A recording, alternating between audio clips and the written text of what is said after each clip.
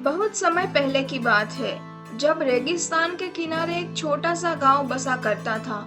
उसी गांव में रहता था करीम, एक जाना माना दयालु व्यापारी, जिसकी सबसे बड़ी पूंजी उसका ऊंट था।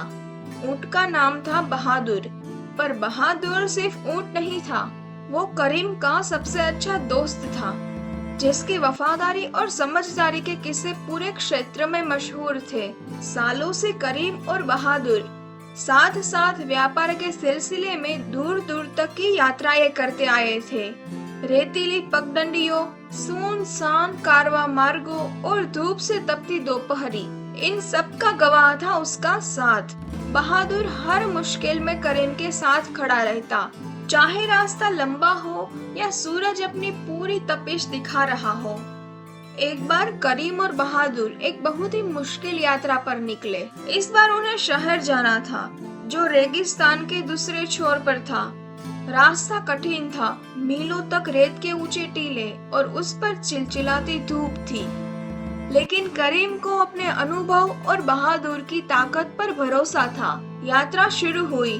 दोनों सुबह के सन्नाटे में अपने कदम रेगिस्तान की ओर बढ़ा रहे थे। दिन आगे बढ़ा, धूप तेज होती गई, पर बहादुर अपनी रफ्तार से चलता रहा। 2 दिन यूं ही बीत गए। तीसरे दिन अचानक आकाश में गहरे बादल घिर आए और देखते ही देखते एक भयंकर रेतीला तूफान उठ गया। हवा में उड़ती रेत ने सब कुछ ढक दिया। एक एक कदम चलना दूभर हो गया। कई बार करीम ने बहादुर की लगाम कसकर उसे रोकना चाहा, मगर तूफान उन्हें घसीटता ही चला गया। अंततः जब तूफान शांत हुआ, करीम ने खुद को एक अनजानी जगह पर पाया। चारों ओर बस रेत ही रेत थी। करीम के पास जो थोड़ा बहुत खाना और पानी था, वो भी लगभग खत्म हो चुका था। वह परेशान था। रेगिस्तान में पानी के बिना बचना असंभव था। करीम ने अपनी आखिरी उम्मीद की तरह क्षितिज पर सुस्ती से नजर दौड़ाई, मगर दूर दूर तक कोई जीवन का नामो निशान नहीं था। करीम की चिंता बहादुर ने शायद महसूस कर ली। बहादुर ने अपनी बड़ी बड़ी आंखों से करीम को देखा, फिर सूंघता हुआ एक दिशा में चल पड़ा। करीम को बहादुर की सूझबूझ पर पूरा यकीन था। वो चुपचाप थक हार कर भी उसके पीछे चल पड़ा। रेतीले मैदान में जोरदार धूप के तले वो घंटों तक चलते गए। करीम के पैर लड़खड़ाने लगे थे, लेकिन बहादुर के कदमों में अडिग विश्वास था। कुछ समय बाद बहादुर अचानक रुक गया।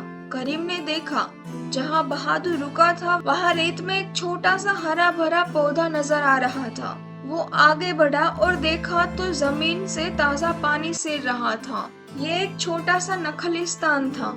जीवन की उम्मीद एक बूंद की तरह थी। करीम की आंखों में राहत के आंसू थे। उसने बहादुर के गले को प्यार से थपथपाया। दोनों ने मिलकर पानी पिया। कुछ देर वहीं छांव में थोड़ी देर आराम किया। कुछ समय बाद दोनों ने नए उत्साह के साथ वापसी की राह पकड़ ली।